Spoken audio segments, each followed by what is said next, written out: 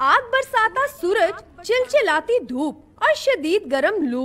मौसम गर्मा ने आखिर अपना असल चेहरा दिखाना शुरू कर ही दिया। बिजली नहीं तो क्या हुआ, शहरियों ने गर्मी का तोड़ निकाल ही लिया। मट्टी के इस मटके में है गर्मी को रफू चक्कर करने वाली ठंडी ठार दिल बहार लस्सी। तस्कीने कल्बो जिगर और फरहत बख्श चाटी की लस्सी को पीने के लिए लाहौरियों ने कर लिया रुख ठेलों का। गर्मी है ना बहुत ज्यादा, इसलिए इसकी ठंड बर्फ भी डालते हैं, ठंडी हो जाती है।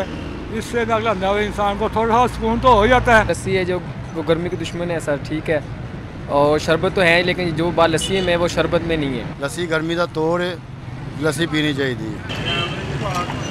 दुकानदार भी इसको मेहनत से बनाते हैं ताकि दोपहर में शहरियों को लस्सी का मजा देने के साथ साथ गर्मी की लू से बचाया जा सके।